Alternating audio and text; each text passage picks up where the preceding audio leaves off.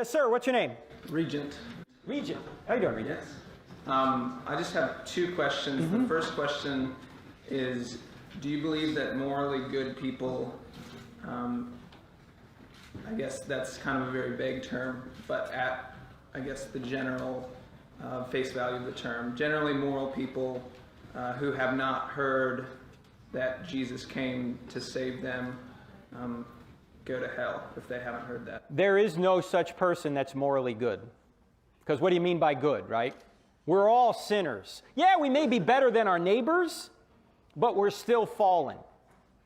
Now, here's the question. The real question that goes like this is, some people will say, will God send me to hell because I don't believe in Jesus? The answer is no. You don't go to hell because you don't believe in Jesus. You go to hell because you've sinned. That's like saying, do you die because you didn't go to the doctor? No, you die because you have a disease. Now, maybe if you had gone to the doctor, you could have prevented death, just like if you go to the great physician, you can prevent death. But the reason we die, the reason we're separated from God is because of our sin, not because we didn't believe in Jesus. There's other sins that we've committed long before we didn't believe in Jesus. It is, of course, a sin not to trust in God, but there's other sins that have already gotten us in that problem. But the question is a good one about what those that have never heard.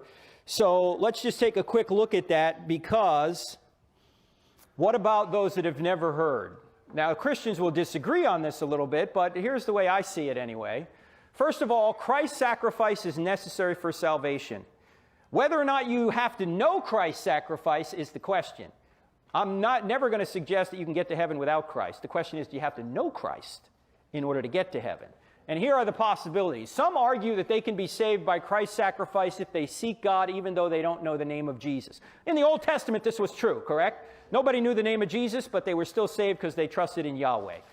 But the more biblically consistent view since then is that God will get true seekers the truth about Christ so they can be saved. Like in Acts 10, Cornelius, he's a believer in Yahweh, but he doesn't know who Jesus is, so they get him Jesus. In fact, it could be that God has so ordered the world so that those who never hear the gospel wouldn't have believed it anyway. I mean, we know people who hear the gospel and don't believe it, right? Don't trust in it. They may believe that it's true, but they don't trust in Jesus. We know there are many people out there like that. It might be that people who never hear wouldn't have believed it anyway. Now, why do we say that? Because here's what it says in Acts 17, when Paul's on Mars Hill. Here's what he says. From one man God made every nation of men that they should inhabit the whole earth, and he determined the time set for them and the exact places where they should live. God did this so that men would seek him and perhaps reach out for him and find him, though he's not far from each one of us. God has so preordained the universe that he's put people in places where they can find salvation if they truly want it. And if they're in a place they can't, God will get them a dream or a vision or something so they can accept Christ to be saved.